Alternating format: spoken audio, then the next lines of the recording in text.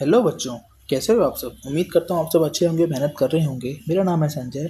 हम कर रहे हैं क्लास 10th का चैप्टर है इंट्रोडक्शन टू ट्रिग्नोमेट्री।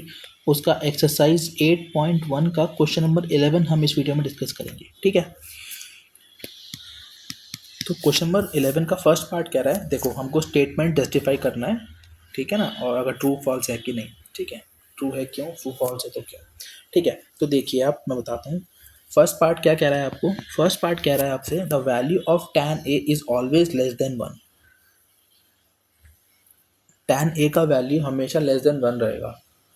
तो देखो हम एक बार चेक कर लेते हैं कि देखो ये थीटा है 0 degree, 30 degree, 45 degree, 60 degree, 90 degree.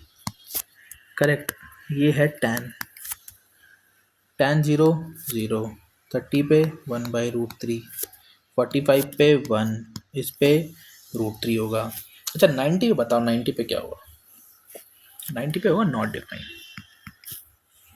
है ना। तो देखो हमें बताना है कि बेसिकली tan a का वैल्यू हर जगह पे लेस देन 1 रहता है कि नहीं। नहीं, क्योंकि देखो √3 का, अगर मैं tan 60 के बारे में बात करूंगा ना, तो tan 60 होता है √3 और √3 का वैल्यू होता है 1.732 विच इज ग्रेटर देन 1।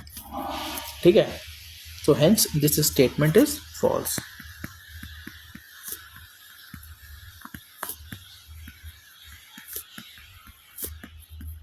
और जस्टिफिकेशन आपको दे दिया ऊपर।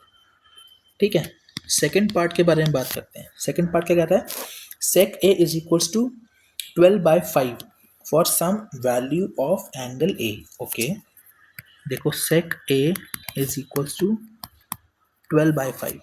देखिए sec क्या होता है, अगर मैं फंडामेंटली बात करूं आपसे, तो sec होता है हाइपोटेनियस अपॉन में बेस। ठीक है, तो हाइपोटेनियस हमेशा बड़ा होना चाहिए बेस से, और हाइपोटेनियस हमेशा बड़ा होना चाहिए परपेंडिकुलर से।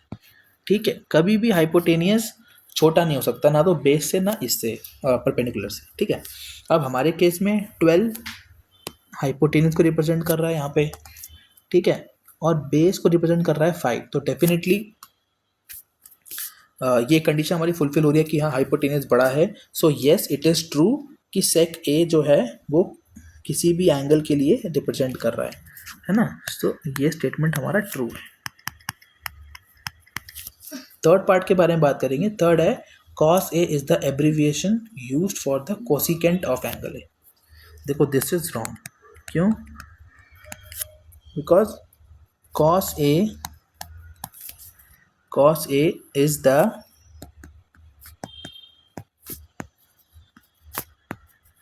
Abbreviation of cosine of A. Cosine A का होता है। ठीक है ना, देखो कोसिकेंट ऑफ एंगल ए के लिए होता है, इसको बोलते हैं हम कॉसेक, है ना, नॉट कॉस। यहाँ तो ये कॉसेक ए का होता है। ठीक है, अब हम बात करते हैं पार्ट नंबर 4 की। पार्ट 4 आपसे कह रहा है cot A is the product of cot and A. बिल्कुल रॉन्ग है, ऐसा नहीं होता। देखो cot A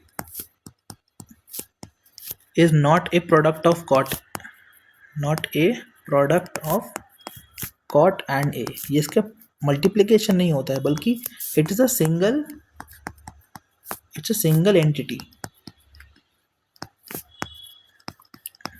okay, cot A को कभी भी हम अलग से नहीं लिखते, कॉट ए एक साथ में आता है, cot a, sine a, tan ए।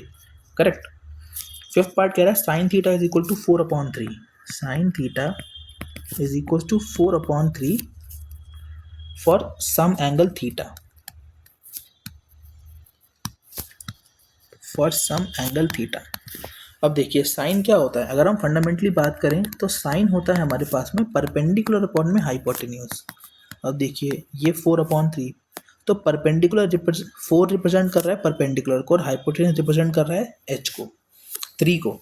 तो देखिए कभी भी हाइपोटेनियस परपेंडिकुलर से छोटा नहीं होगा, ऑलवेज बड़ा होगा, है ना। ऑलवेज ये केस ट्रू होगा। बट यहाँ पे क्या है, हमारी करंट कंडीशन में परपेंडिकुलर बड़ा है हाइपोटेनियस से, जो कि फॉल्स है। ओके, सो ये फॉल्स स्टेटमेंट है। Both hypotenuse is less than perpendicular is not possible. ठीक है, सो ये हो गया हमारा क्वेश्चन नंबर 11 एक्सरसाइज 8.1 का। बाकी देखिए मैंने सबको आंसर जस्टिफाई किया है, उम्मीद करता हूँ आपको समझ में आया होगा। तब तक के लिए पढ़ते रहिए, मेहनत करते रहिए, मिलेंगे नेक्स्ट वीडियो में। All the very best.